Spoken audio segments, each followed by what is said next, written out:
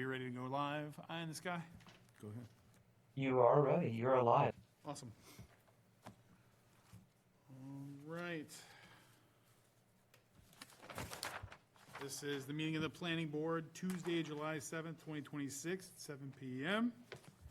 183 Main Street in Groveland, Mass.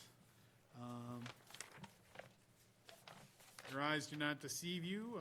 I am not DJ McNulty. He's away today, so I'll be chairing just for this day. Entertain a motion to open. So motion. Motion and seconded. All those in favor? Aye. Unanimous. All right, for discussion and possible vote, call to order public hearing number 1, PB 2026-02, special permit request for a parking reduction and inclusion of affordable housing. This is One Elm Park, John Guilfoyle, owner of FKG Properties LLC, applicant, tax map 10, parcel 39, the business zone. The applicant proposes adding 4 dwelling units on the 3rd floor of One Elm Park and seeks 2 special permits, one to reduce the required parking by 1 space under section 50-9.4, and a second to include 1 affordable dwelling unit under section 50-10.1 of the Town of Groveland's bylaw, while also seeking a waiver from site plan review. I see Mr. Guilfoyle.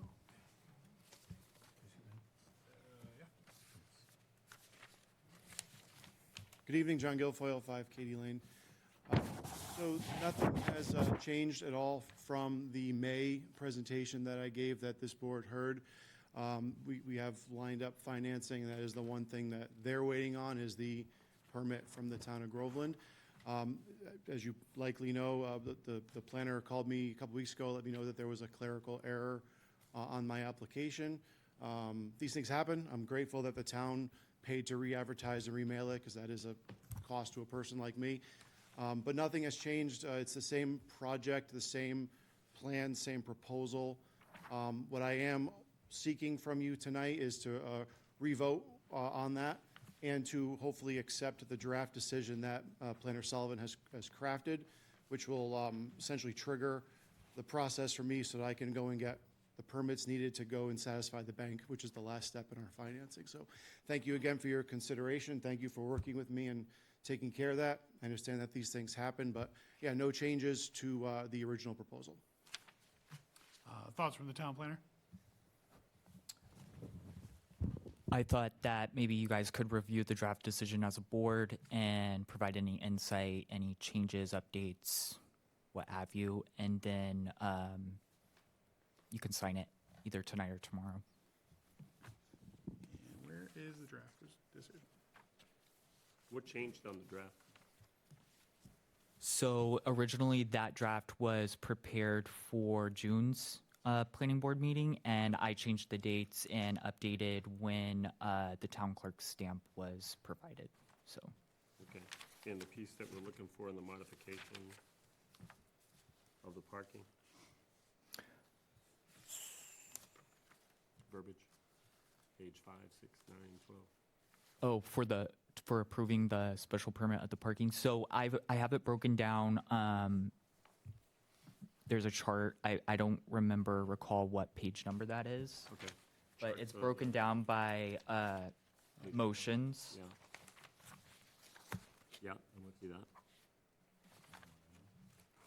You want to ask? So this is the same TA that we did, right? Yes. And so we're just bringing up with the draft with the new dates. So there's been no changes to this other than the dates. Correct. All right, so that sums that up. And basically just corrects the Yeah. clerical errors that were from before. Yeah, so this is the same decision we've seen, only with the new dates. Open it up for discussion on the board. Yeah, go ahead. Do you want a motion? Jason, do you have any thoughts about this? Nope, I'm good. Brad? I was just asking why did the town pay? Yeah, that was a question I had.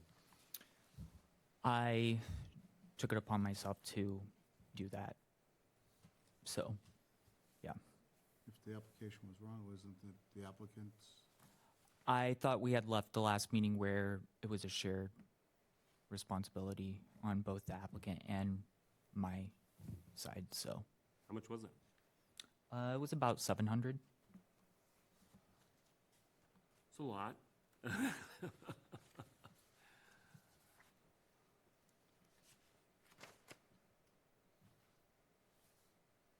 Yeah, that's not usual. Yeah, very, When we pick up the tab on that, if it's if he forgets to timestamp something, so. How you want to address that? well, I don't know. I've always come in with engineers and lawyers and spent the money on the front end, and if they made the mistake, then I take it out of their hide. But the applicant elected to come by himself, not spend the money for a lawyer, zoning attorney, an engineer. Why should the town or the taxpayers have to pay? That's my question. When it's a benefit, what we're doing here financially to the applicant. To speak to that, Mr. Liggles, so obviously I paid for it last time when I went in the spring to see the town planner.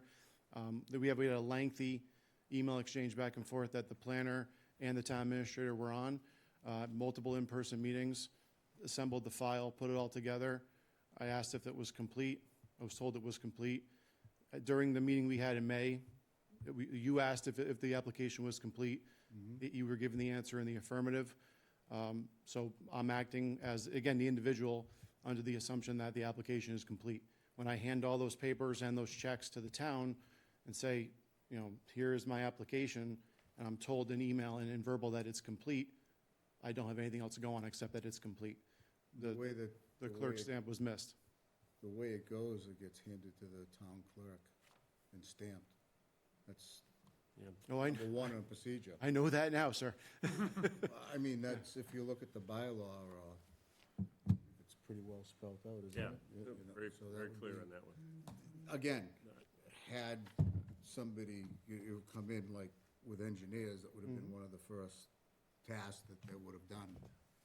Because I believe it's the same in almost every town. No, And everything's time-stamped. I understand. And So again, the question is, why are the taxpayers paying when you have financial gain for the mistake that was made? I would respond with the same question as, well, you know, why would the individual, you know, property owner and taxpayer have to be double burdened with that responsibility after we're told this application is complete?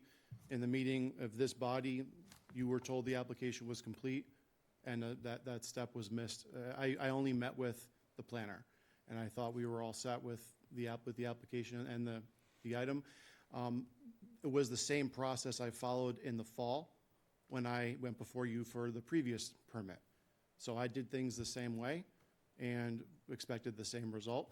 I understand now that when I go before the town for any future projects, that I'm gonna be walking into multiple offices and making sure everyone does everything.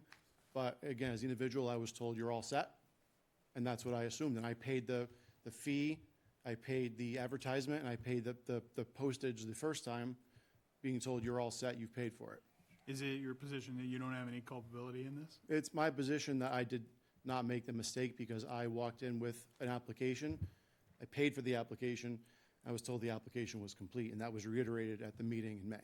So the answer to my question is you would say, no, I don't have any culpability. It's my belief that I was not responsible for having to pay for that to be reposted, yes. Okay, let me sum that up for you. It is the applicant's responsibility to make sure that their own paperwork is submitted properly and checked off. Okay, we're a double check. Number one. Two, taxpayers are not gonna be paying for anything with an applicant. We changed that 30 years ago, because we're paying enough. Yes, you're gonna have a business, you're gonna do that. But you're asking for a waiver. So that's bad form to start. Okay, we're gonna grant a waiver most likely here, but you wanna, and probably not a good choice of words, but, you know, rip the taxpayers off for $750, which it is your responsibility. So it's your project, your building, your application. We'll double check it for you, okay, and go through how you missed a town stamp, a timestamp from the town clerk, which is number one. Okay, I don't know. I wasn't here that day to help you out with that. Okay, but I'm gonna say that you owe the town the taxpayer, $750. You know, we did a courtesy to get it out to make sure you got here tonight. You're asking for a waiver. It's just really bad form, and you do have responsibility on this.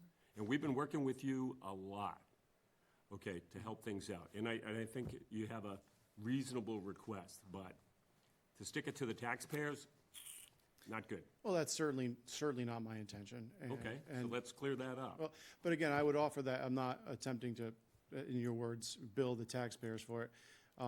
That's what happens, so. Well, no, I walked But it's into. just- We'll let him Yeah. speak. I walked into town hall and met with the authority in the town responsible for taking the application. I verbally and in email confirmed, do I need to do anything else? And I was told, no, you're all set, which was the same process I followed in the fall when I went through the same process. Yeah, but it's still not the planner's responsibility to walk your application in and get a timestamp that's yours. And you should have had copies, because, he gets one, but you should have had one timestamped yourself. So would you be willing to reimburse the town so we can move on for the $750? Would the town be willing to split the cost with me? I just asked a single question first. Okay, again, it's your responsibility, and you're asking for a waiver. I'm sure you're gonna have other stuff come before the town, okay? But I think that that's best to do. Would you be willing to do that? I have shown that I will work with the town in any capacity. When that relief was offered to me, that wasn't gonna have to double pay it, I accepted it. I was disappointed that I'd gone through this process and thought I was all set, thought we were past all the points. I have a bank waiting for this. So yeah, you have me by the toes on this one, because I thought we were 60 days beyond this, not 0 days beyond this. Well, I thought, we also thought that you performed, the tasks properly, but, I did too, sir. in retrospect, we really weren't. There's a process, and now, obviously, you know the process. And we're not here to bust your chops, we want you to start with your building, but I just don't think that it's a taxpayer problem. I'm inclined to agree in the sense that, when you're an applicant, you have paperwork to submit, you've got to follow procedures, like, the onus is generally on the applicant. And again, we're, Mr. Sorensen says it right when he says you're asking for some accommodations, and I think we've been pretty collaborative in that sense. So it would, a mistake happened, I think everybody's done some things to help, move things along. I would agree that it's a reasonable request to have the applicant refund the town for the second mailing. If, that would be my recommendation. Would you be willing to? Yeah, listen, you've been eminently reasonable with me since last fall, and we've gone through this process. We all know we have the same goal here, which is to improve Elm Park and improve the building. I am certainly not going to let this be delayed even another day over $700.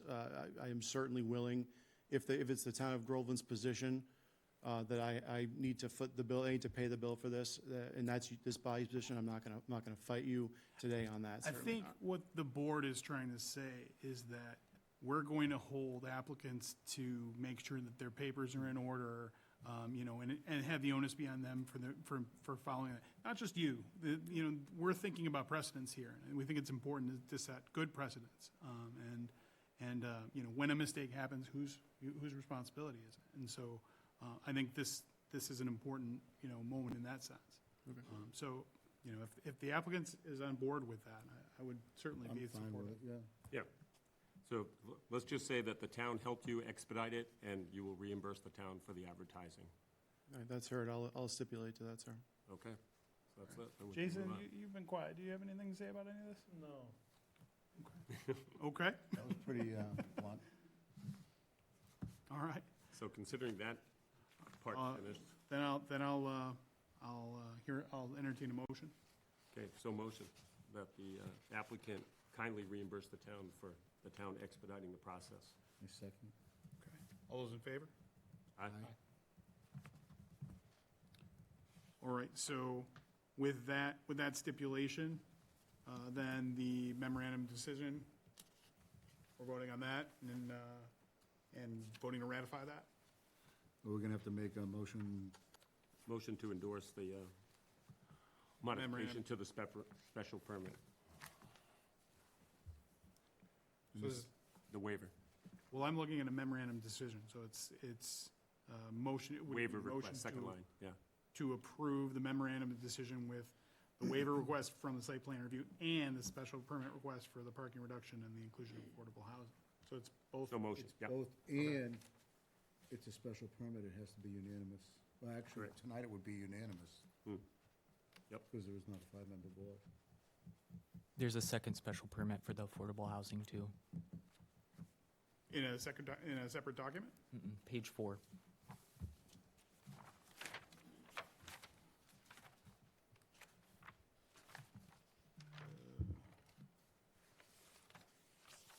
Well, this memorandum sort of includes that. Yeah, So Okay. what I would say is that it's the memorandum of decision with the waiver request from site plan review and the special permit request for parking reduction and the inclusion of affordable housing, which Right. are included in that. One So to this- reduce parking Yeah, yeah. by Yeah. one space, it's the same. and the second to include one Sure. affordable dwelling unit under 5010.1 of the Town of Groveland's bylaw, All right. which is also seeking a waiver from the site plan review. So then I will entertain a motion to approve, to endorse the memorandum of decision waiver request from site plan review and special permit request for a parking reduction and the inclusion of affordable housing for One Elm Park, map 10, lot 35, from this meeting, July 7th, 2026. Second, Well, you moved it. So moved, right? yep. So motion. Second, Any discussion? no. All those in favor? Aye. All right, unanimous. So that'll be made available for us to sign either today or tomorrow or? Yeah. Okay. Yeah. And he's on the hurry up for financing, so I think we want to be sooner rather than later. Yeah. Okay, All right, Thank you. thank you so much. thank you. All right. Moving on to number 2, PB 2026-05, site plan review and stormwater and land disturbance special permit request for Groveland's proposed water treatment plant. This is 183 Rear Main Street, Town of Groveland owner, represented by Darren B. Stairs of Apex Companies LLC applicant. Tax map 06 parcel 1-A R-2 residential zone. The Town of Groveland's Water and Sewer Department is seeking site plan approval and a stormwater and land disturbance special permit for the construction of a water treatment plant at 183 R Main Street.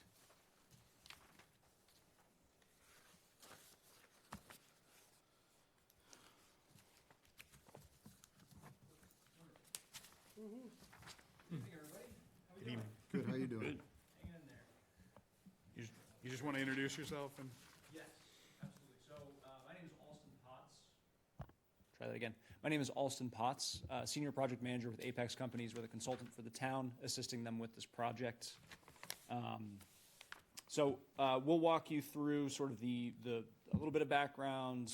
We'll go through the site plan in more detail, some sort of more specific components of the building as it relates to this permit application, and then obviously would love to field questions. Happy to do it as we go through, if we feel it's more appropriate, or we can also wait to the end, whatever you all prefer. As I said, I'm Alston Potts, and I'm joined by Darren Stairs, who will come up for a solid portion of this as well here in a few minutes. As I mentioned, I'll give some overview. We'll review the site. Within that, we'll also look at the building. There are some important construction considerations that we need to consider for this facility to get it online. We'll review project schedule, and then I have open discussion again at the end. However, the whole thing is open discussion. So the town of Groveland, you all have 3 groundwater wells that service your homes for drinking water. That's what comes out of your taps. The need for the project is those 3 wells 1, 3, and 4, have historically high levels of iron and manganese. You may have experienced this in your home, either red or black colored water at certain times of the year when the water system is burgeoning from metals before the town flushes. This has several implications. One of them, it actually limits one of the wells in terms of how much water it can produce, because the town has to use it less because it has higher levels of manganese than the others. What really tipped us over the edge here is this term PFAS, and we won't get into the technical piece of this. I'm sure we've all heard this buzzword at least a few times by now. The two most important components or compounds of PFAS are present in all three of the wells.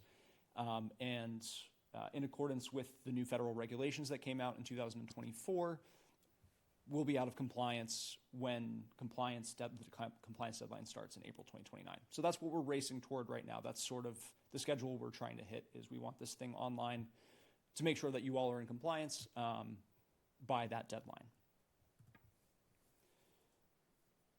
So just to give you a little bit of an idea of our site here. So we have the 3 wells, 1, 3, and 4. Well 1 is located on the south side of this figure, next to the solar array. Wells 3 and 4 are located at 183R Main Street at the end of the Pines Recreation Area driveway. We are proposing to construct the treatment facility on that parcel. You'll also see a long line that connects the 3 wells together. We have to get water from well 1 over to this facility, so we'll be running water main. That's sort of outside of the scope of this permit application, but really just for your information. Specifically where we're proposing to put the plant is between the existing well station and the new skate park that was constructed in the last year. So skate park's coming down? Skate park's staying there. Yeah. We're sandwiching it right in the middle. So big picture, the water treatment plant, which is really why we're here today, this is an 8,400 square foot facility approximately. Single story, slab on grade, pre-engineered metal building is what we're proposing to construct. It will include spaces for controls, mechanical, electrical, and a restroom. It will have a fire suppression and alarming system in accordance with the building code. There's obviously, the point of this facility is to house treatment equipment, so there will be treatment equipment for the removal of iron and manganese and PFAS and the chemical feed systems that support those processes. Under the building, we'll have a couple of process tanks built out of concrete, reinforced concrete, and then, some of this stuff is a little bit, more in my realm, but we will be generating what's called residuals, which will be discharging the sewer, and we'll be running that up the driveway. And then there will be a standby natural gas generator to make sure that this facility can operate when there's a power outage. I mentioned the raw water transmission main. That's about just under 2 miles from well 1 to the treatment plant. Just a quick overview of the permits that we're expecting and kind of where we're at. So we are sort of in the throes of permitting, if you will. This is one of our main ones that we are advancing at the moment. We've been working with Mass Historical Commission, et cetera, specifically for this, we've submitted tonight on the site plan review and a stormwater management and land disturbance permit, and that's the reason that we are here today.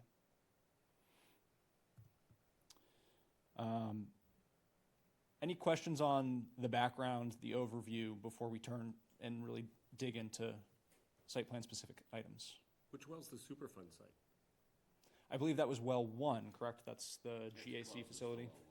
It's a closed site. There's if you've been up there, there's sort of a large building in front of the well station that houses what used to be GAC vessels, but it's no longer in operation because Yeah, it's gone.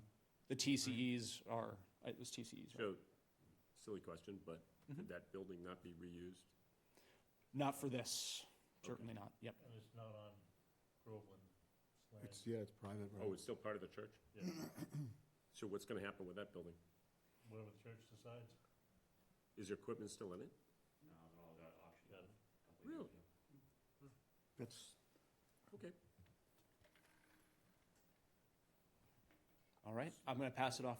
Yes. construction-wise, why aren't you guys doing frost walls and footings? Why?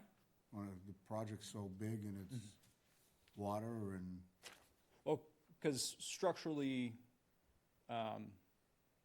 we can do that. So we'll kind of show you too, but a portion of the building is going to have these subgrade tanks that that area of the building will act as the footing for the building. They're essentially 10 feet deep. The walls of the tanks will act as the foundation walls. And in the areas where we have our slab on grade, that's where we'll have our frost walls and sort of more typical strip footings. Crazy question though, Colin, this is, with all that raw storage, does that impede any of this?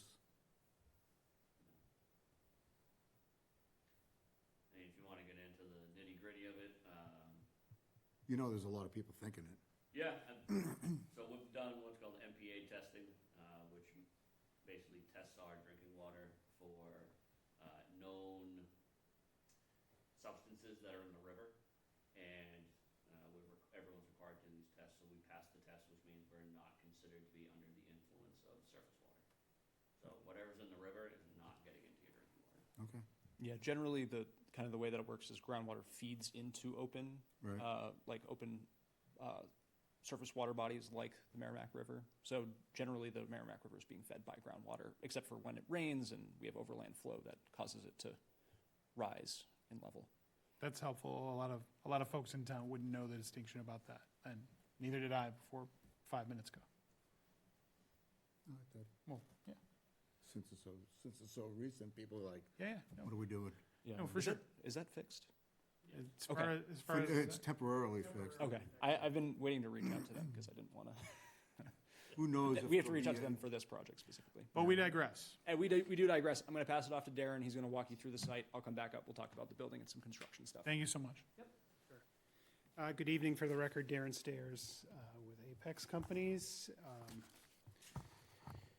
I'm going to walk you through the site layout. I know you all have large plans in front of you. This is probably impossible to read from where you're sitting, but generally, the building's located, so this figure, the access road is coming in from the bottom left. The skate park's just off the screen there. So the access road will still be in the location it's in now, which goes back to well number 3. It will be, a portion of the access road does a little loop back there. We're going to remove that loop and restore that. We can discuss that later, but generally, the building, as you enter into the site, will be located to your, it's fully paved around. I'll let you guys, you want to get to the site plan so you can see. Yeah. Yeah, What are you gonna see, Flag? Where are we? Okay, Yes, C5 is probably your best one. 5 is here. Yeah. So you can see entering in from the lower left there on the access road.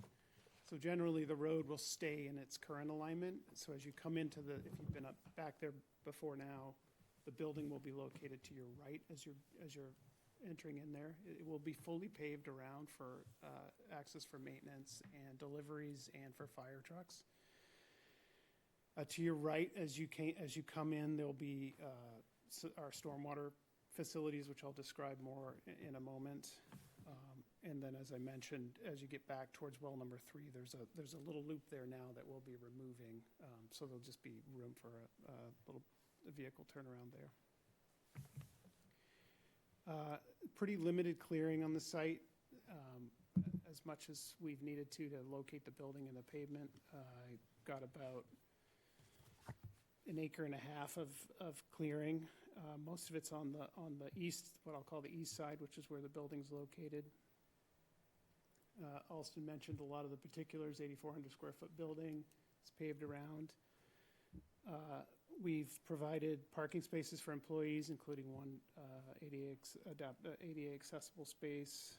And as I mentioned, on the west side, we'll have our stormwater facilities.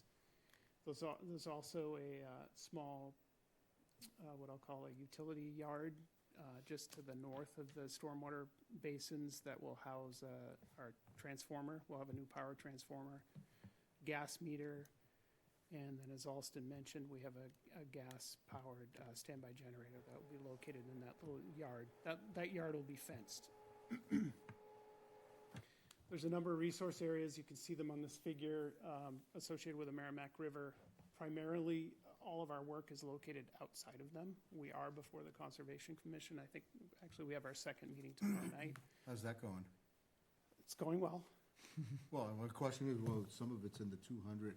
It is, yes. So, And it's 200, our bylaws 200 from, yeah, so you can see the existing road, we're going to repave it in place. We're removing a portion of it, and we do have some impact from our actually our generator location, which we're in discussions with them about mitigating for, so.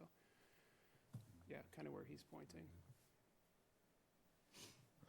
Here, this line, 200. Yeah, we're in the same line. I'm gonna go to the next sheet here. The grading and drainage sheet, C6. Our total disturbance back there is about over 2 acres, 2.2 acres, which includes the tree clearing that I mentioned. I will tell you that we're obviously increasing the impervious area because we're adding this building and some pavement.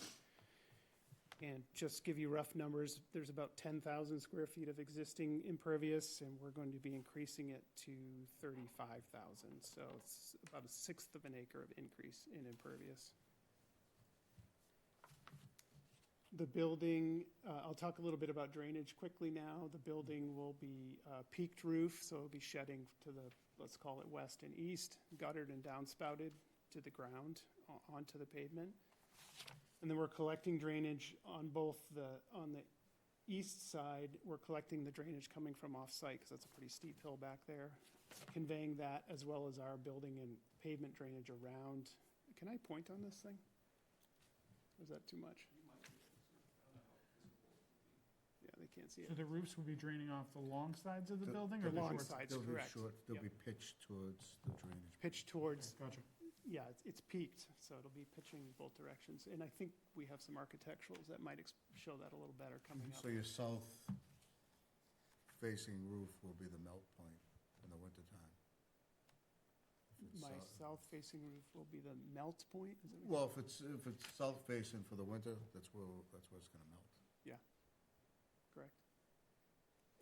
But we're collecting all the building drainage Is north. and the pavement drainage. So you're just gonna gutter onto the pavement and let the pavement handle the spill into the, Yeah, so there's multiple downspouts along the building. They're approximately every grid line, I think, and we'll have splash pads. There's a little gravel area. Well, when you see the building, or actually you can see the gravel area. So across that, we'll be you know, discharging. carry them underground to the pond? We decided to keep everything on the surface here for now, just it's less things to maintain, and it's not, you know, You'll have to, is that gonna be a paved area? yes, So you're gonna have If to see I'm- it if salt I'm it thinking because I'm- it's gonna freeze. where you're pointing. Oh, To the back of it, towards the pond, between the building and the river. towards the Merrimack River, Yeah, this is all, I can go up here, right?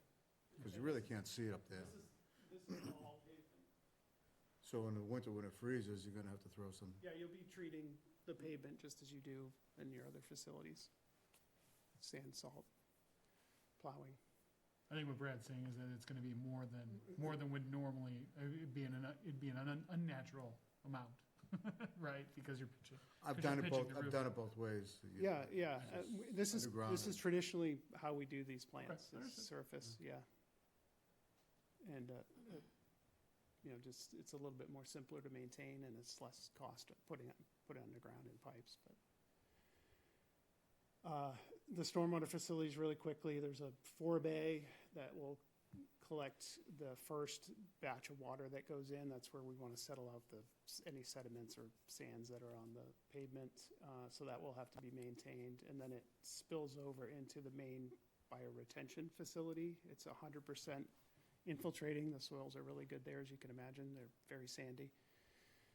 So the facility is designed to infiltrate up and beyond the 100-year storm event. Anything beyond that, there's an emergency overflow that would let it go down to the river.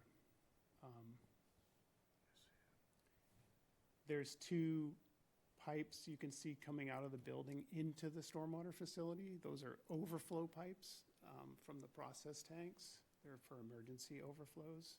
I'm going to let Alston speak about that more in a minute if you have questions about it, but they're a requirement of the DEP that we have these outlets basically for those 2 tanks. And we have to put them somewhere. They're not normally used, they're just in the case of an emergency.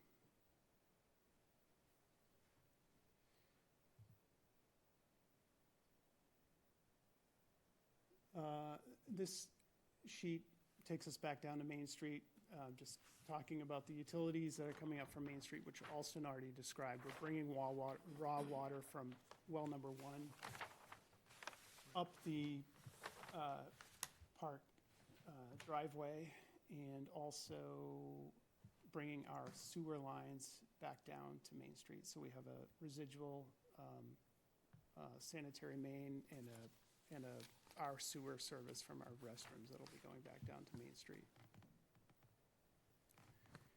We're in discussions with the gas company right now on where our gas will come from. There's a gas line up there near our building already. We're trying to see if we can that services the wells, I assume.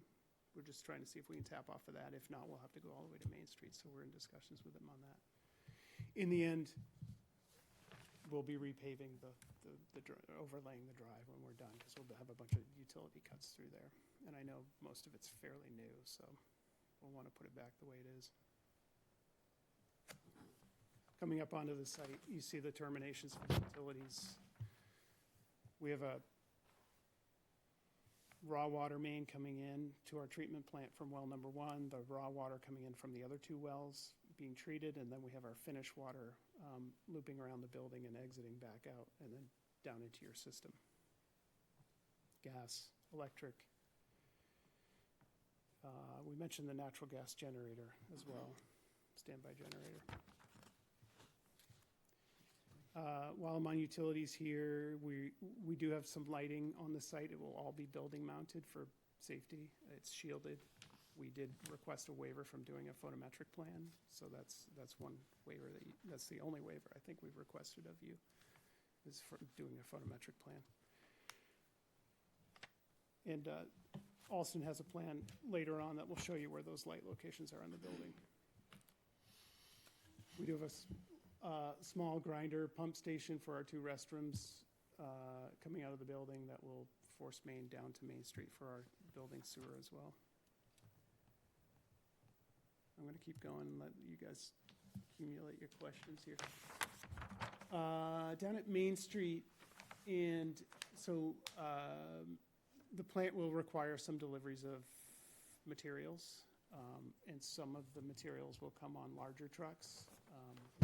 So we did turning analyses for a couple different size trucks. The chemical deliveries will be on the smaller semi-trucks, but the media, which I believe is for the PFAS, the media deliveries for PFAS, which are less frequent, the PFAS treatment system will be on a larger WB62. So that's the turning movements you see here. We did see that we have a couple pinch points at Main Street. The curb, they're kind of rolling over the curbs a little bit down there, a couple feet. And then also when you go past the tennis courts, if you know that little strip of parking there, there's a little bullnose there, a little curb extension. That's kind of in our way too. So we will make some adjustments. We will be repaving, overlaying the whole entire driveway anyway. So we're going to adjust the curbs to make those turns accomplishable without entering onto any of the other streets. One other thing that your DPW director requested of us in our TRC meeting was there's a piece of sidewalk missing as you cross from the library towards the dog park. If you wanted to go down to, so you're on the dog park side, if you wanted to go to Main Street, there's no sidewalk there. There's some guardrail, I think, if you guys can picture that. He did ask if we would consider putting that sidewalk in as part of this project. So I think we're entertaining that notion. It's pretty easy to do. The guardrail is set back. It's already flat there. So that will be something we're probably going to add onto the plans as well. So that sidewalk will connect. You can see the crossing in the upper left there. That will connect down to Main Street. And that's it for site. I'll let Alston handle the building renderings, but I'll stay up here for a second if you guys have any site-related questions or zoning questions. Or Is TEC seeing this yet? That was one of my questions. Yeah, we're waiting feedback from them. So I haven't seen any. We haven't seen comments from them. We did get a few comments from DPW director, Mr. Marcos. So we're looking at those. They're good questions for us. We have answers for all of them. know if have they received copies of those? So they're related mostly to stormwater and maintenance, and we're able to discuss those tonight if you'd like, or. Do you have to go through National Heritage at all with the proximity to Merrimack? We are not impacting those buffer zones. We are doing, all the permit applications that Alston showed you included MIPA, so we do have to go through that. And also, we're before the Conservation Commission for our wetland and resource area impacts. Is there anything else? National Heritage is the NISA permit, Correct. which we submitted and we got a finding of no case. Oh, thank you. Okay. Sorry, I missed what you were asking me.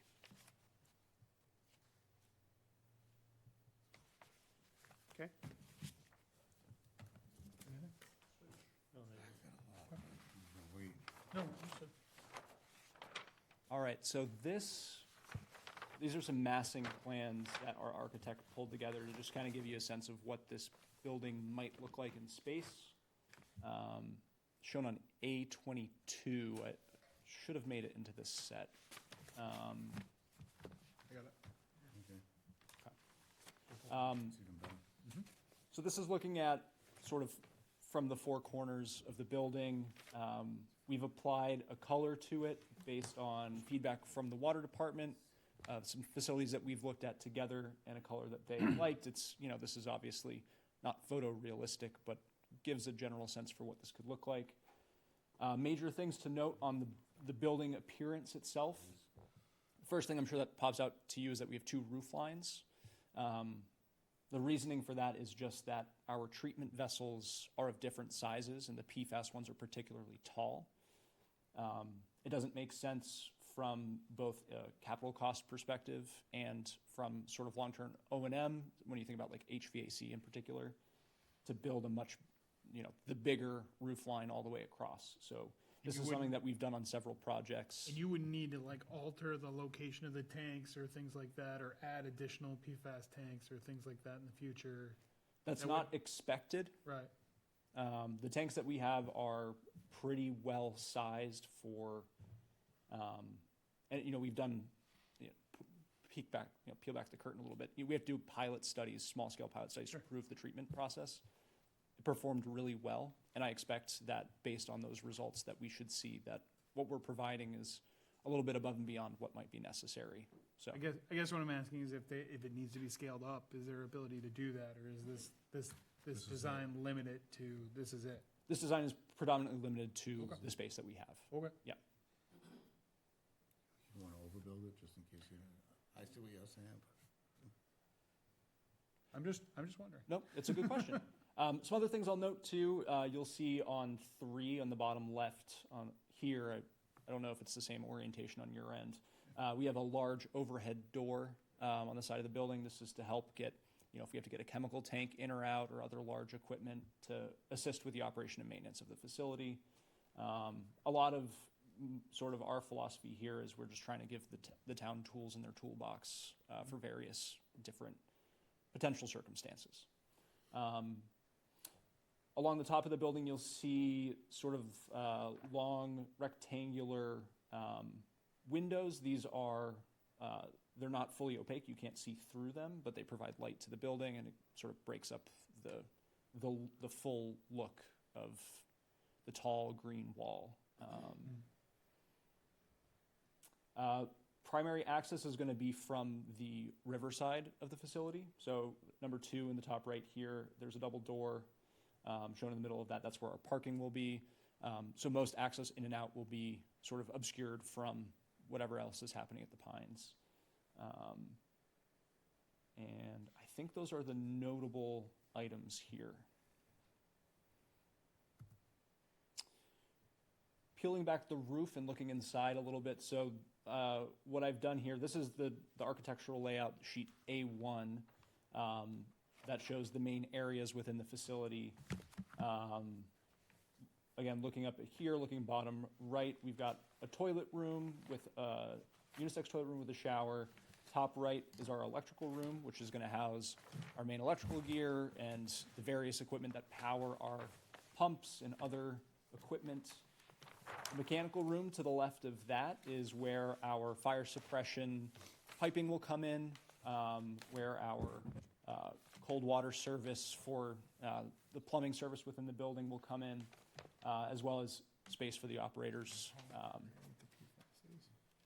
to, for spare parts or other types of storage. Control room is in, again, we're looking on the right-hand side. It's the bottom side there, so that's where the control computers will be. There will be some laboratory equipment so that they can assess the quality of the water and how well the facility is performing, make adjustments. And then the vast majority of this facility is what we're calling the process area. It's where our tanks are going to be, our pumps are going to be, where we're storing our chemicals. I've outlined here for you our 2 roof lines, specifically highlighting that our maximum height to peak from the building, and this is from ground elevation to peak, which I think is more conservative than what the bylaws call for maximum building height, is 33 foot 6 inches, so below that 35 foot maximum height And requirement. what kind of clearance from the top of the tanks to the roof line? I'm not sure about the answer off the top of my head. Sure. Yeah, several feet. I think to the structural members, and then above the structural members, there's more space to the insulated panels. What's the estimated cost of this whole project? The estimated cost, off the top of my head, for building it is like in the 30 to 35 million range.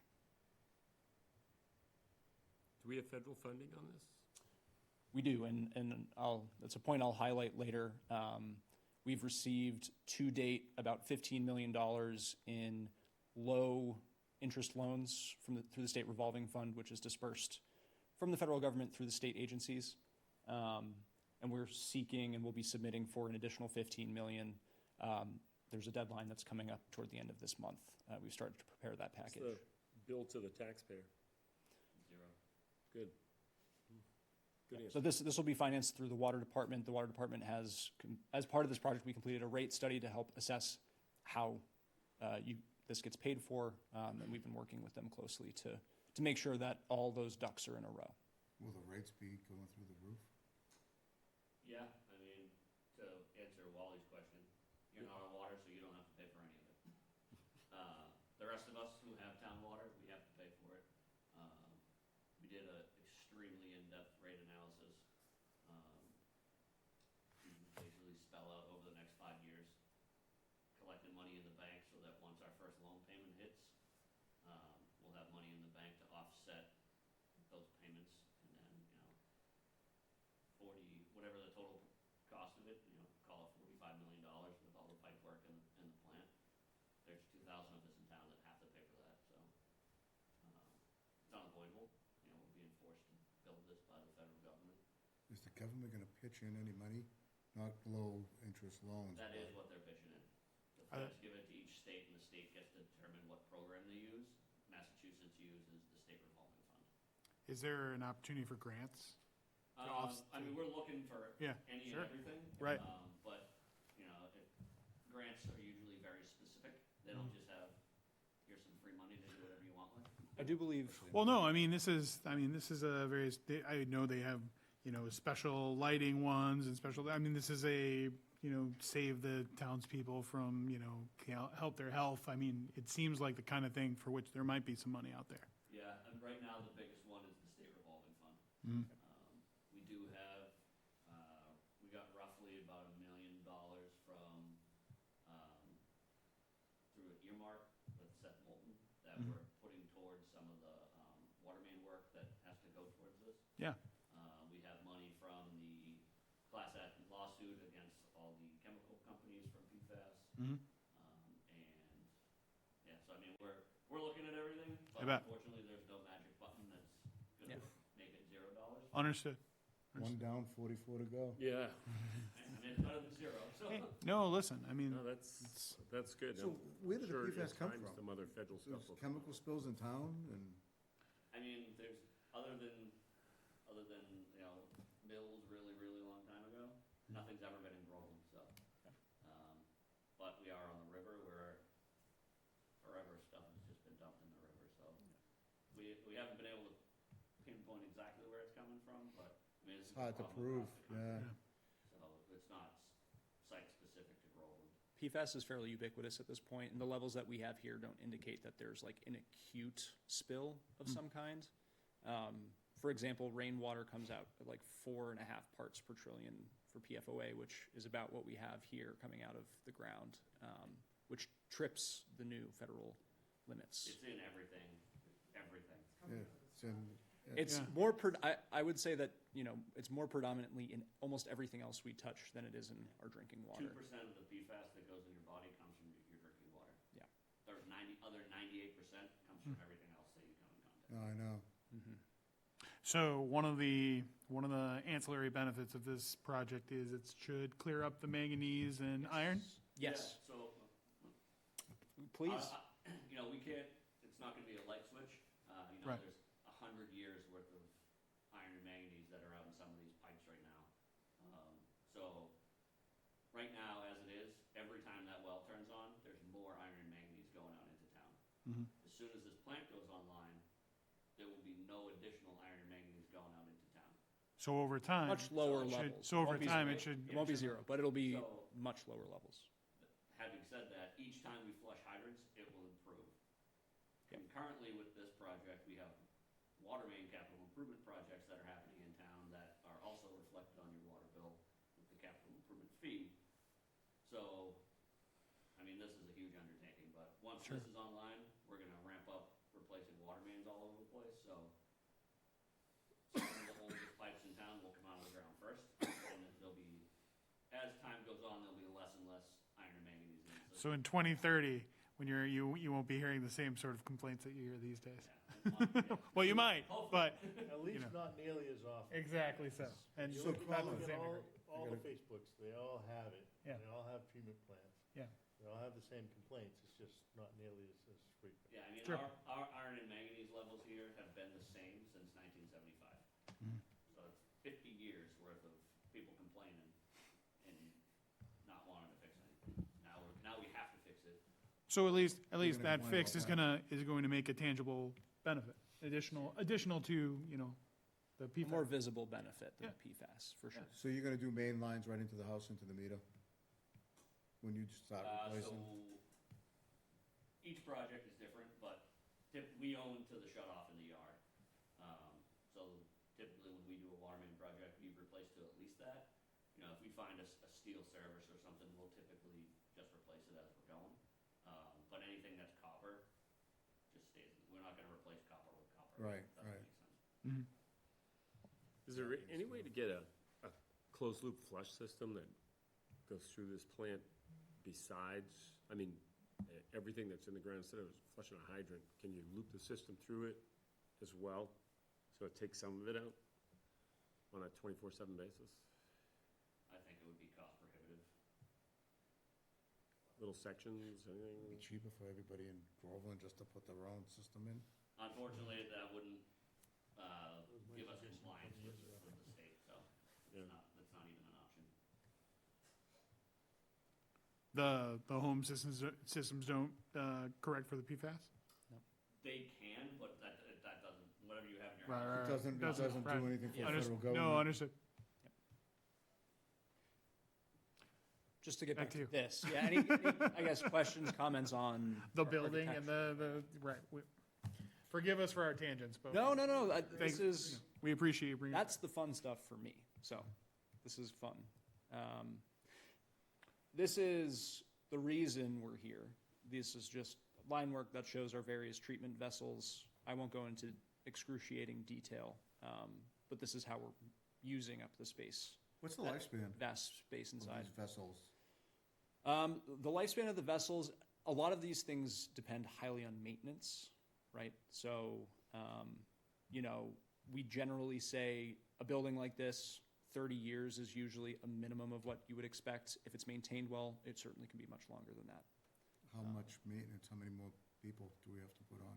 We'll be adding one additional person to help handle the operations of it. So you're gonna have like a treatment super, just, Yeah, so I mean, as it is, we have an operations manager now, but all of the crew can do all of the processes. that we're all- control room stuff and everything, all computer and everything else related? And again, not exactly the reason we're here, but as part of this process, and when we build this thing, we're not just turning it over to the town and say, have fun. You know, we go through this whole training process as we get unit processes up and running. The manufacturers come in, show this is how you perform maintenance on this specific piece of equipment. We'll also have, you know, a seasoned treatment operator help get the plant running. And at that point, we would want, especially whoever the primary operator is going to be shadowing that person to learn how it works. Because this is a big departure from current operations, right? Like right now, the well stations are kind of pretty simple. It's what we come to expect in New England for the most part. There's a hole in the ground, we pump out of it, we put chemical in, it goes into the system. And that's, you know, an oversimplification, but that's essentially what happens. Here, obviously, there's one or two more steps involved. For sure. This is what Darren mentioned earlier, so just wanted to point out where our lighting is. So the red circles indicate our dark sky compliant lighting or LED fixtures that are shielded. Those are over all of our entrances, and then we have emergency lights in blue. Those only illuminate when the power's out. So, you know, theoretically, they should only really be illuminated between the time it takes for the generator to be called to run and the generator runs. So nothing on the front side of the building? On the Page South side, no. We have no entrances on that side. You still wouldn't want to just light it up so you don't have visitors? So these typically, and this is also up to operations, but the way that we set these up is these typically come on at night so that if someone has to come to the site, it's illuminated, it's safe, it's easy for them to get around. But there's also a switch inside if that, you know, some folks turn those off because it can be a nuisance depending on where the facility is located. Here, we don't have any direct abutters. So. Their code for how many wall packs have to be on a building? There is a code for the well packs in the building, depending on, it's gonna be entrances, and there's a code for distance on the feet. So what's, I'm a little confused. You can put in dim lighting that approaches and increases in lumens, but that's the only lighting you have in that whole building? On the exterior, yeah. Yeah, I think you're missing it. Really vague, yeah. Yeah. You're gonna need to take a second crack at that. I understand what you're doing with the dark side stuff, but you have a very large structure right there. Lots of dark angles and corners particularly. Well, down in the rivers. it's surrounded by driveway. Doesn't matter for No, safety. no, what I mean, that's all the more reason. Oh, yeah, Yeah. oh, yeah. Because there's gonna be for cars safety. Yeah, it's that gonna can be go all around it. A new romantic rendezvous out there. So, yeah, you might want to revisit that. Just a Okay. suggestion. We'll take that into consideration. And I guess just to speak to the access point a little bit, there is going to be a vehicular gate that's locked, so you can't just drive your love bug all the way down to the river. What prevents people from entering from the river? Well, that's a whole different animal. See what I mean? So, Hopefully, it's not an animal. Okay, so yeah, these are the locations. We'll take those comments into consideration for sure. And then I just wanted to walk through some construction considerations, big picture. You know, obviously, this is going to be a big undertaking. One of our biggest impacts, especially to our residents here, is interruptions to the recreation area as we have to do a lot of utility work and we have to bring deliveries down. So these are things that we are working through. We certainly appreciate feedback, and you know, if there's specific things that we need to keep in mind, it's, you know, folks like you who live in town who are on these boards who have an idea of, okay, and I know that we've talked about there's a couple of larger events that we essentially probably have to shut down for the day for, but other considerations along those lines. So from a resource area protection perspective, we sort of talked about this a little bit. And again, we're working through the notice of intent review with the Conservation Commission now. And a lot of these questions related to that. But, you know, some of our proposed work is adjacent to or within, or it's adjacent to the wetlands within a portion of the riverfront. And then the endangered species areas. Again, endangered species came back and they're not expecting any impact on their end, so that's great. Big picture, you know, we're going to be installing erosion and sediment controls, dewatering controls as needed. Any special permit conditions that come through, you know, this permit through the notice of intent and the order of conditions, those requirements are owned by the contractor. So, and it's our responsibility, because we'll have on-site representation to monitor that compliance and notify them when there's an issue. And then the general contractor will be required to pull together the SWIP under the NIPD's general permit because we're disturbing more than an acre here. This is just about maintaining, so, you know, we're taking all 3 groundwater wells and sending them through this plant. So in order, we have to both do that and maintain service. So that's obviously something that we're taking into consideration and how we phase the work, bring the plant online, make sure that one of the wells is still running so that there's actually water coming out of your taps before we make the final connection. And then this is the big one that I expect that you all may have comments or thoughts about, but I mentioned the impacts to the Pines recreational area, specifically access as we're doing utility installation.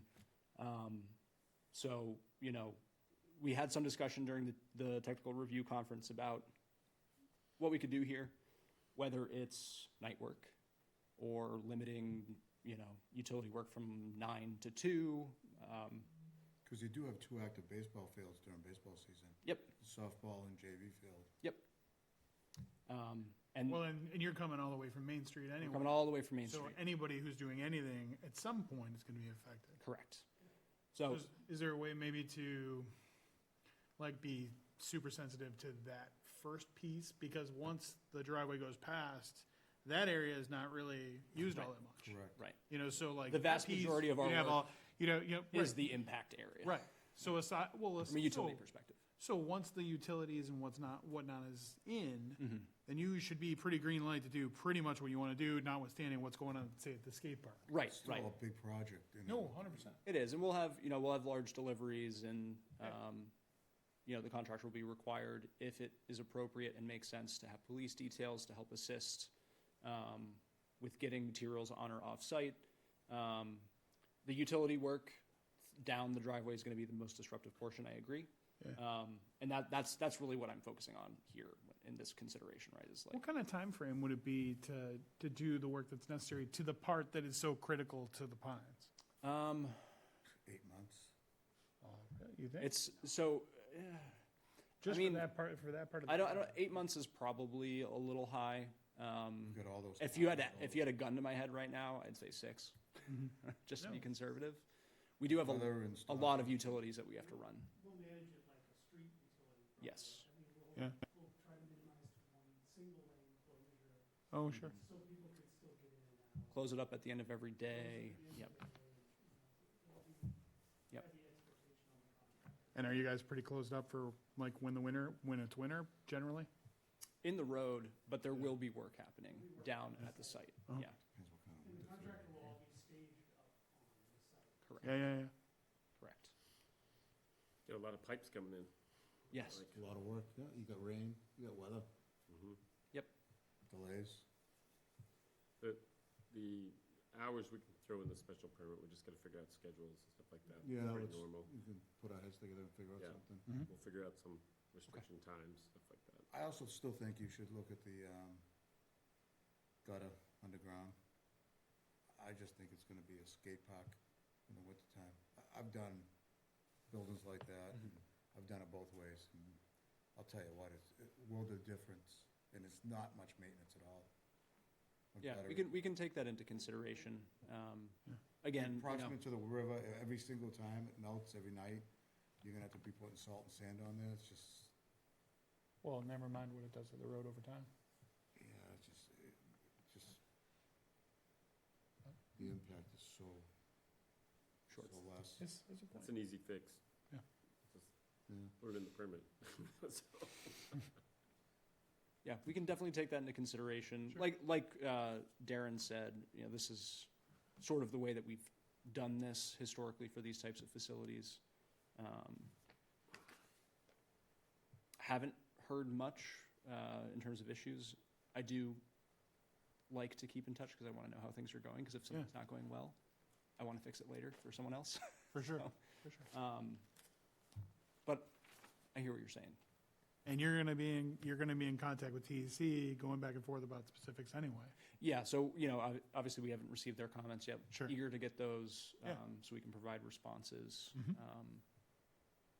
And yeah, I guess we'll see what they say as well. 100%. Wonderful.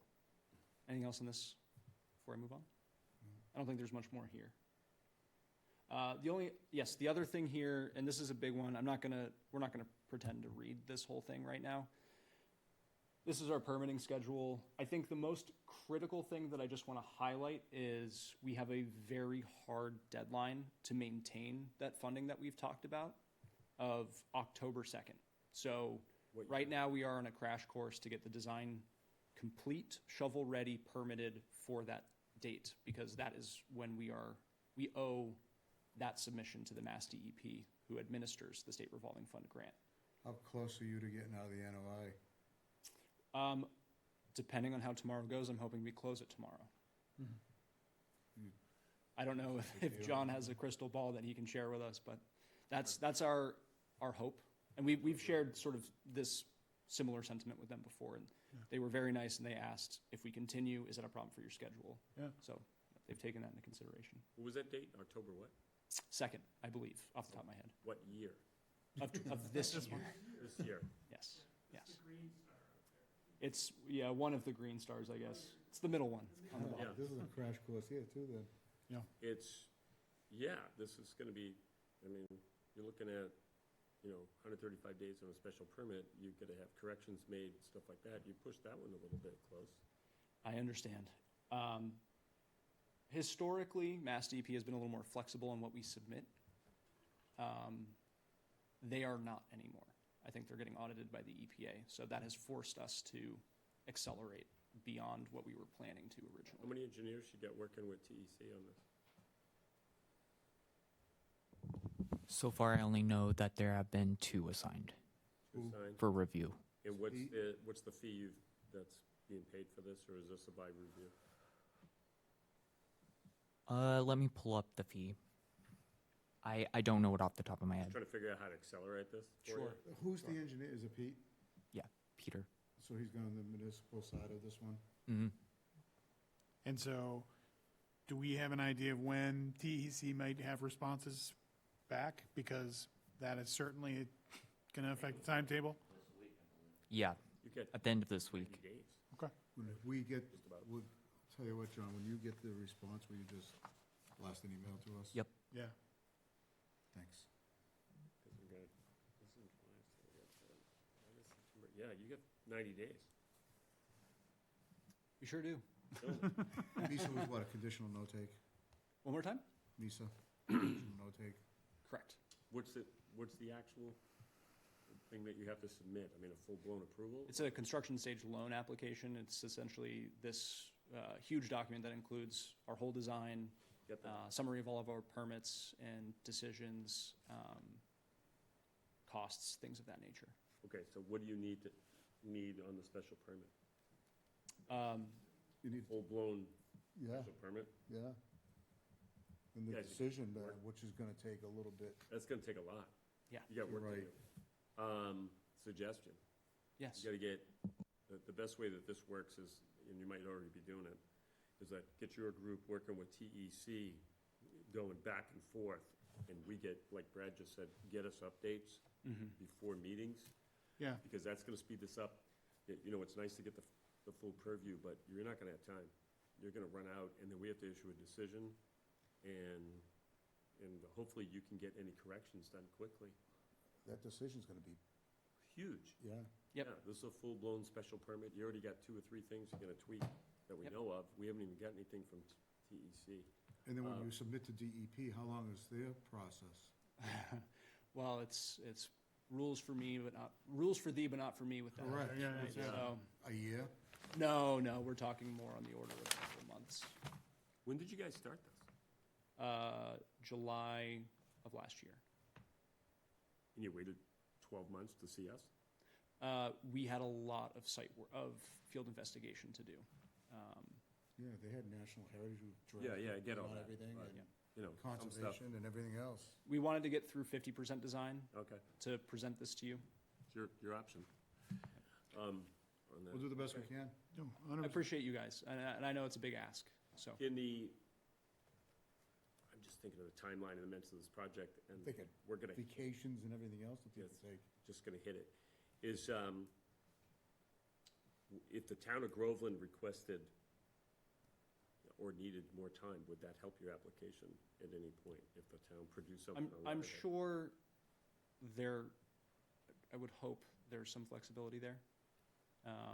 Yeah, because if we tell them we're in the final phase of the review, and Right. we just need to dot i's and. cross Historically, that's been fine. Historically, we've been able to submit like a 90% design, whatever that means. And but if- saying that we're waiting for decisions on these permits. So what might be helpful is trying to, talk to some of the parties and get some kind of, idea about, hey, what if this, what if that? Yeah. So that we have some avenues in the event, so we're not faced with, 11th hour scrambling. Well, You know- we could put in condition two, you know what I mean? Conditional approval based Correct. upon X, right, on the final review things, housekeeping items, et cetera, et cetera. Right, But even to getting fly it to, through, but still, that's gonna be, could be, that's 90 days minimum. I mean, you're already inside the, 30-day clock here, so we're at June 1 stamp. Extension's not a problem. we'll do the best we can. Yeah, it's really not us as it is them. Well, and it's, Yeah. so a lot of it is gonna be the interplay between you guys and TEC. TEC. Yeah, going and through this thing. we have So- not been in direct contact with them yet. Yeah. Wow. So when did they, If that- Okay, wait. no, When did Peter's they a good get guy, the but plan? TEC's a busy place. They got it several weeks ago, yeah. Yeah, let's see. See, that's, Well, They got it in June. okay. So, And you what's said- Peter's stuff? I'm sorry? Have you talked to them on their schedule? Are they going to be able to go through this massive undertaking in time, going back and forth with corrections? And then how daily are you guys working with corrections? You submit something, how fast? We're pretty responsive. This is, we feel the urgency. Well, once the dialogue starts with Right. TEC. Yeah. It's the initial getting through the door. Yeah, they got to, Once the dialogue starts, we've done it. oh, yeah. Yeah. They're pretty quick within a couple of weeks. But they have to It's wrapped absorb up. this entire project and then spit out the initial review so we Well, can they look could be at it. 30 days with TEC on something like this. Yeah, well, we're already, yeah, there goes 30. So, We've worked with Peter before, so I have no problem if you're okay with it, just opening the conversation with him, so he knows. Yes. He's Yeah. done the same thing I've done the same thing for him. that's usually how it works. The fee's paid, and you guys work behind the scenes. You keep John in the loop. We get Well- updates And on we get emails. updates and then we. If- we You go guys off are and- rocking 40 hours a week on this, we're not, because we're, If, yeah. if the updates are happening in between meetings, that gives us time to digest it, so that when we come to meetings, they can be more productive and efficacious. And we, Bi-monthly. monthly. Mhm. Yeah, never used to, but, yeah. And here we are. Anyway. But trying to Now's help not the you time out. to ask I for Yeah, time off. right. I would, press the test button with that timing. Yep. That No the PTO. town of Groveland, if we agree, PT. which we could. Period. you know, that's later. PTP. But if you need time, because we need to get through another 30, 45 days, and you're up against a hard deadline, if the town can say, hey, Mass, we need this, so we don't lose the funding. I mean, Yeah, the I can town- definitely this is- test the waters This is on gonna that help the with- Yeah. townspeople. with them. Yeah. So this is one of those things where we work for the people, and Mhm. we need to help our own folks there. So let's Absolutely. not lose the funding, but I would say part of that funding is helping the people. yeah, oh, absolutely. Certainly. So this is That's what I like- mean. Right. This is. So kinda we're all, like- we're all gonna, That's too, like, we're all we gonna, don't argue about like a wall pack, we just say, yeah, we're gonna put the wall pack. That's it. Well, that's a pretty. Right, easy you thing guys to shouldn't fix. argue about a wall pad. Yeah, no, Well- What if- there is a code. Whatever the code is, we have to do anyway. Right, so we that don't is the have to argue code. about it. It is Right. every certain. well, I just so, feel- for example, I mean, we're here today, and we're not gonna be able to advance the ball here today at this meeting, right? Because, so the point is, we wanna be in a position where we can help you advance the ball, but we can't do it without these prerequisites being accomplished, right? So, like, make the groundwork so that we can have options if we get into a pickle, things like that. Work, you guys know the TEC folks on this project, so work with them as best you can, and give us the means to help you, is, I think, what we're all saying. So, but we appreciate what you're doing, and we know you're working hard, and, you know, like, this is an aggressive time frame, but, you know, we'll see what we can do. Sure is. Now, who else are you working with, though? How do you mean? got planning going, I saw the permit schedule, who else is bouncing stuff back around? Because we need some of their stuff too Yeah, eventually. we're gonna need conservation's approval. Yeah, Conservation's the only other one Yeah, within town. that's the only one. well, that's it. We submitted MIPA Yeah, the 30th. I'm expecting we should. now, silly question, but if you're dealing with conservation too, how come TEC didn't get this thing in like January? We submitted conservation around the same time we submitted this. Really? Yeah. 'Cause So this is one of the things that happened, May. just Yeah, I say it. And I see our application in June, so. So, Yeah. okay, so one of the things when we were doing our initial, so we're doing 25, 50%, 75, 100% design. That's kind of how we've broken it out. 25 we call preliminary. When we were doing that, we had a proposal into the Mass DEP drinking water program to do the pilot study I mentioned earlier. They took 6 months to give us approval, such that we had to wait until September of last year Yeah. to complete that. So we had to make some really big assumptions, Yep. make sure that the building didn't get Right. bigger later Right. on. So the building actually got smaller. So I was not comfortable submitting No, on that's that. Get it, we get that it. sounds good. They We could use screw that, them though. for 6 months, Yeah, and then they expect. right. Well, it's different parts. Well, maybe is the answer to Right, that they question, change not the game. for sure. Right, there's the Yes. finish line. Yes. Which is why, you know, We'll like, tell you when again, to stop, but we also want you to finish. yeah, well, which is all the more reason to get a good sense of what they will allow now. Yep. And understanding that, hey, listen, you know, we're all doing the best we can. We want to get this across the line in a safe, effective, cost maximizing way. Yep. I will call them in the morning. We believe you. I'm very annoying when I have to be. Here's our overall construction schedule. We said 28, 30 months earlier. It's 27 is what we're planning for. It's certainly doable. And we're looking to, depending on how our review with DEP goes, we're looking to go into bidding in December of this year and start construction in earnest in March. Good. Again, the other deadline on the other end that we're trying to hit is that PFAS compliance deadline. Sure. So threading the needle between between a rock and a hard place. And I think time for open discussion. Are there any additional questions or things that you would like us to consider as we embark on this very aggressive schedule? We just mentioned a bunch of them. Yeah, for Yep. sure. Good thing to start. The second thing is like, when we motion to continue this, what's the next date that we're gonna have something back to work with? Hopefully by the end of this week. So next meeting. So the next meeting is, So if they give you comments next End of week, this week. we'll get the comments from John. okay, that's good. What I'd like to see is the next meeting set up where you already solved the problem. And Yes. come in. And I certainly, my hope is that the level of comment isn't such that it blows everything up and that they're This is fairly easy huge. to address. I wouldn't say it's gonna blow anything up, but- No, but the well, we'll see. bylaws, Right. the bylaws We'll are see. pretty standard, so they're pretty good Yeah. about checking the bylaws if you know Pete, you know? right. Yep. I guess my question for you all is when in advance of the meeting do you like to have your materials? Well, as soon as possible is the Sure. answer in this Not- situation, not right? ours- Like, not ours, not the because it not the doesn't day last. of not the day of the meeting Yeah. is probably. Yeah, it's usually- So if you can tell me what you want to 3 see. days would be nice Okay. to review. Well, if so- we're meeting on Tuesday, it's like in the Thursday You'd pack. have to, yeah, we'd have to be in Yeah, in the the Thursday packet. pack, that would be good. Okay. Um, So let's say we get it Friday, that would give us until next Thursday. Correct. yeah. Okay. So that, typically how they work, and you already know that as far as representing for the board though, Yep. is they're gonna generate a list of so many pages of this. You're gonna generate a list back, Yeah, they know how it because works. you're gonna have a, discussion, and then we're gonna get a review back from Peter saying that it was this, now it's changed. And that's gonna speed up the process, and then the stuff that the board needs, if we have to make decisions on things. So, looking at the calendar, 2 weeks from today is the 21st. Is that what we have sort of pegged as the next meeting?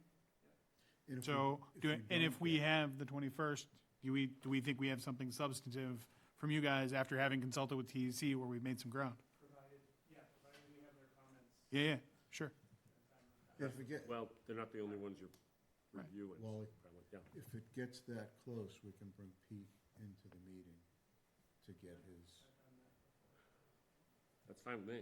Yeah. I mean, you guys working 40 hours a week with each other before you see us should iron out a lot of stuff. Yeah.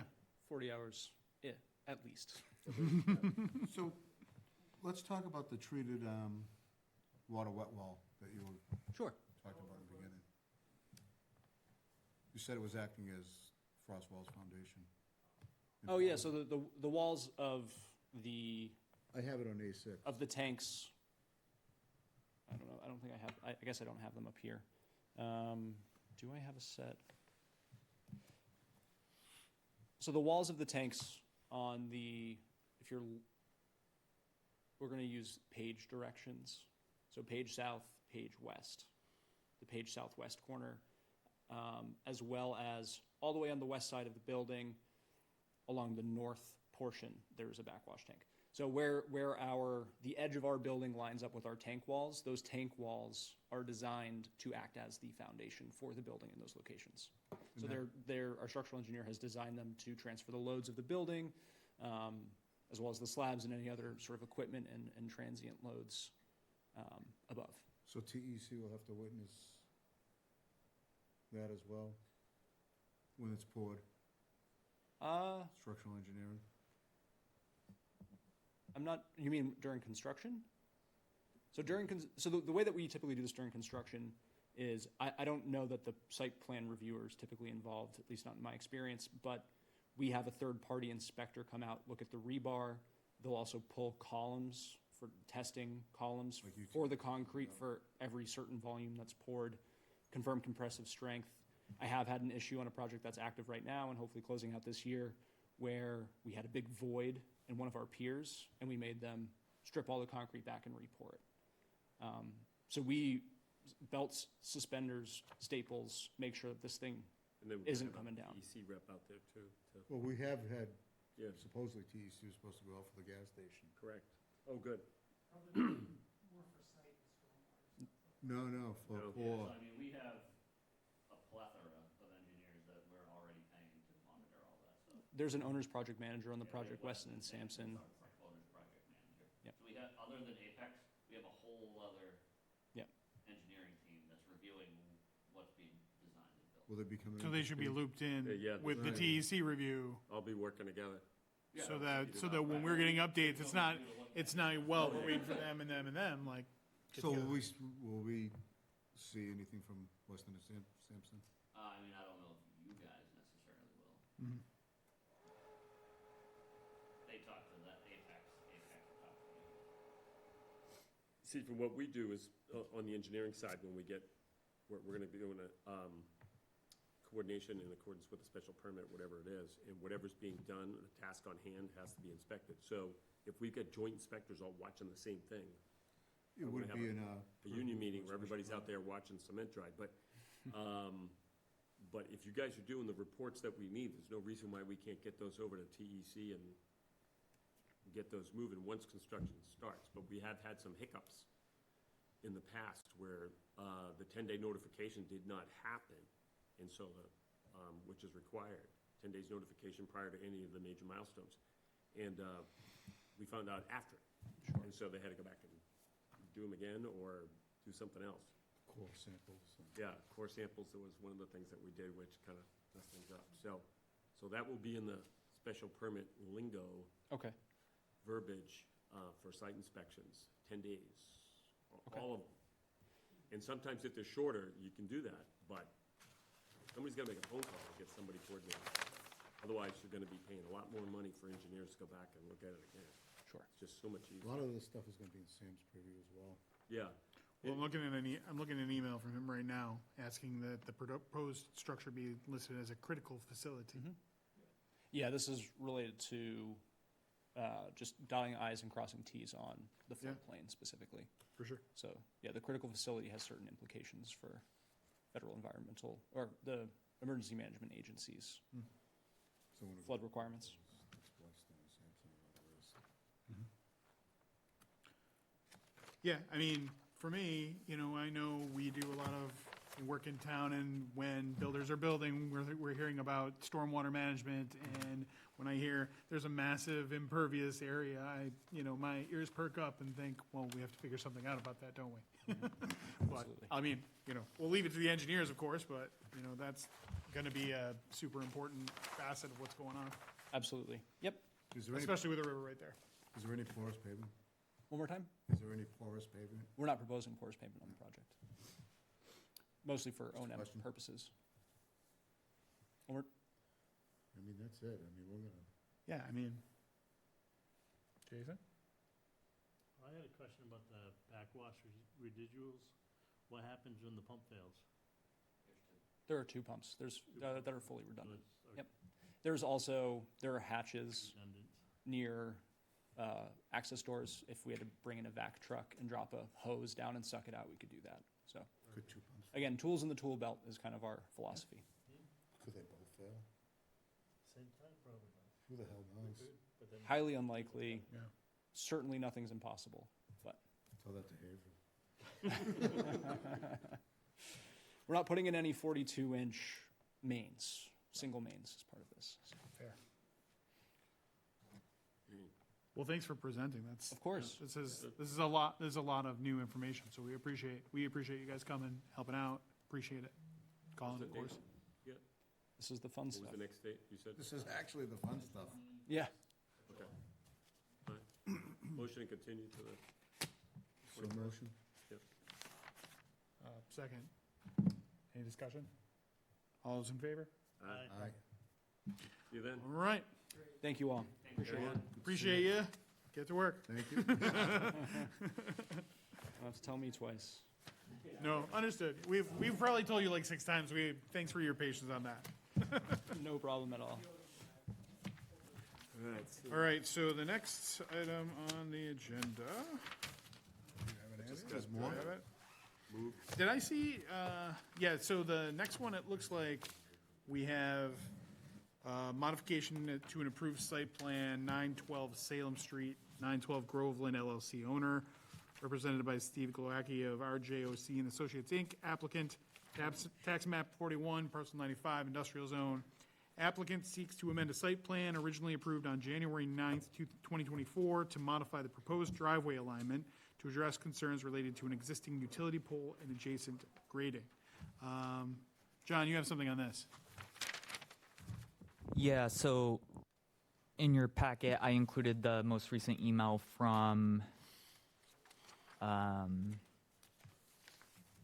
the individual, from the applicant, Steve, and it's essentially stating that they're incorporating TEC's comments and they should be ready by the next planning board meeting, so. All right, so with that, I'll entertain a motion to continue that piece to July 21st, 2026. Motion? And second? Any discussion? No. All those in favor? Aye. I didn't see minutes. Are there? There are, Did I miss them? Just one, right? Just one set. Oh, thank you. Take a look. I'll make the motion approved. Second? You didn't read them? Any discussion? Nope, they're perfect. They look great. All right, all those in favor? Aye. Okay. Now we're cooking, and I believe we've stated that we're gonna set the next planning board meeting for July 21st, 7 PM right here. Town planner update? yeah, so the only update I had concerns the topic of discussion that we had at the last meeting regarding 6 Homestead Lane. And I provided the covenant in your packet, and I retrieved the full set of plans for the subdivision, and it is with Patrick. If you guys want to discuss going out and investigating, the buffer zone, where that's located, and next steps for that. So it was my thought that, having a bunch of us come out there and meet with the homeowners without some defined sense of what the buffer zone was like on the ground would be a pretty fruitless exercise for everybody involved. So it's my thought that what we should do is have somebody, I don't know who, and, I'm interested to hear what everybody thinks. Somebody mark the area, so that when we go out there, we're actually looking at, hey, this is in, and this is out, and we can, make intelligent, decisions about It's things. easy, it's very easy to mark that, because I've done it myself twice. And with that, we actually did it with a colored twine, so, and actually left it there. So who would do the survey?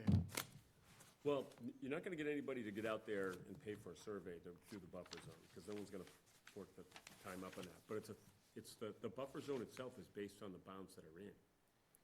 And you just back it off. Right, but, I don't know that there are markers out there. There were property boundary lines out there when I was out there last, you can see Were them. they granite or were they oak? They were pins. Oh, Yeah, no, Iron there's no granite, other than the bounds for the street in there. Between now and next meeting, I'm happy to go and take a look myself, but, Yeah. can we have We need someone that check? full-size plan. They're right there, underneath that, your binder to your right. That's the plan? This is the plan.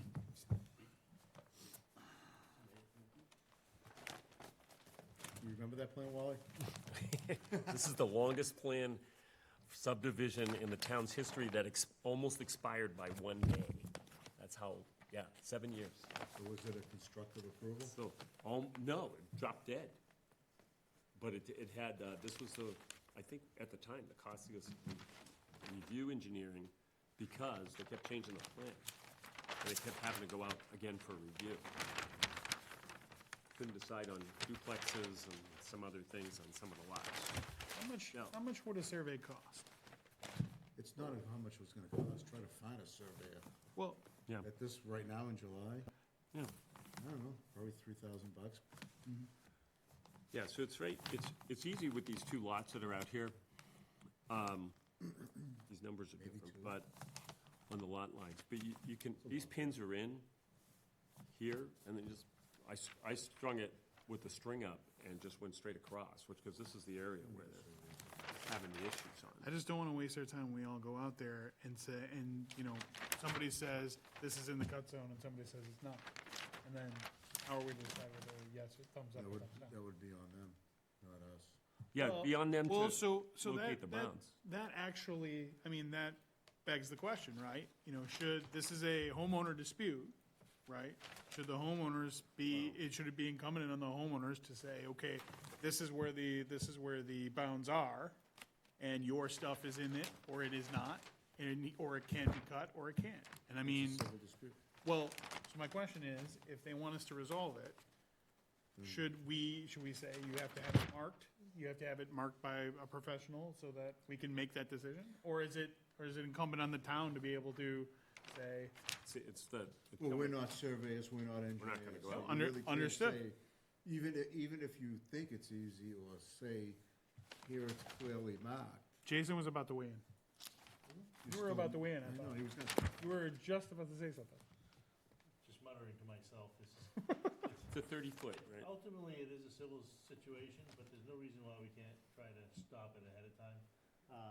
I think this document here is pretty clear. I think it just needs to be gone over with both parties so that they have an understanding of what's supposed to happen and what can happen next. See, but I don't We've think done that they, before. I don't think they I don't think- agree. I don't think we've gone over this. But I don't think they agree as to like where on the ground the trees that can be cut and the trees that can't be cut are. Well, the trees are there. That's basically the trees that can't be cut. well, the trees that Well, aren't not all of there- them. I don't think there's any trees that are not in the buffer zone. Well, the dead and dying trees were They okay get to be permission cut. Right. The first question is to identify the buffer zone. Well, that's exactly my point. Right, so and let's take a step back for a second. Okay, so we all know that, this was a project that literally was resurrected the day before, because they didn't record it, is what happened. And so it was a scramble, Keystone Cops-wise, to get into a planning board meeting to grant them a 26-hour extension or something to that tune, so they could get into the registry to record it, Okay, so what does that have to do with the buffer zone? So it has to do with the buffer zone, is that the builder that took it over is responsible to get out there and identify this thing. So we ought to just ask Delulu if he can go out there with his engineer, because those pins are in. When I was there, you could visibly see those pins with a leaf blower. Have 'em Well- spray 'em orange. Well, Yeah. right, if we have something that delineates where the zone is, and Yeah. if Delulu will do it, I mean, I say. I mean, it's his project. Delulu, sorry. Yeah, it's his project. So, and, you know, there was a couple of things. This was probably his first subdivision. He did a lot of A&Rs. And so there were some issues. That's why the road took so long and some other stuff went down there. But yeah, let's see if we can get Steve. This is So, right, 18 so- years in the making. So here I is, mean, so here then is the right now proposal. Can you reach out to him and see if he's willing to mark the zone so we can all go out there and have a discussion with these homeowners and come to some sort of resolution? Spray the rebar Yeah, orange. spray it, and then go out with a tape measure and put the other one in and string it. It's easy. And then we'll go out. I can definitely do that. I think I don't think he has to do that. No, but, I mean, I think he'd be willing on his You'd be willing to subdivision. do that? He seems like a stand-up guy. Yeah, no, I agree. what I was going to say, from my perspective, I think it would be more convincing if an official letter was produced from Groveland's planning board Well, would making this request. Would you call him first and ask him if he's? Yeah, just Yes. call You him know, first. like, He's- but if the answer's kind of no-ish, then, yeah. And we'll put a formal request. Okay. I think they'll just do it. Well, we'll see. But we'll know. I will we'll know call by him next week. tomorrow. And so, to me, what's important about this is not letting this grow grass under this, because this has been a dispute that needs to get resolved. And so, anything we can do within reason to move the ball is something we should be doing. And this will be the last time we do this. Yeah. Yeah, and this is, and guess what? If we have to, you know, get a piece of granite in there later, so everybody knows where this thing is, because Yeah. that's what happens, when everybody changes hands. And if it nobody keeps knows. going on, it's a civil, bring it to court. I mean, this is not, Yeah, well, that's a. Well, difference. one, But one yeah. thing at a time. Let's see how this piece goes, and then we can, I we agree. can move from there. all right. All right, Anything else? Anything else for the town planner? A site plan review was submitted yesterday, Or where? Monday, for 301 Main Street, the old gas station. So a Groveland resident is proposing a small flower plant store. And so that is currently under review and Bad idea. There's nothing around. will appear most likely on August's. That's Mr. Lee's place? Yeah. Nice. a flower shop, So, yep. Yeah, it's actually not a bad idea. There wasn't one across the river.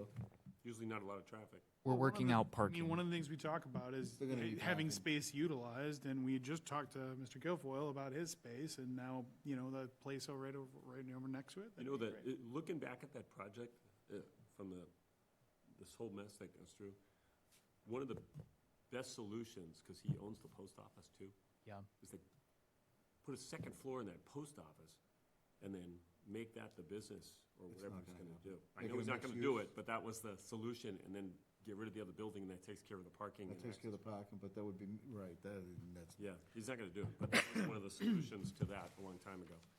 So, anyway, Yeah, and so anything else? motion to close. Hold on, hold on.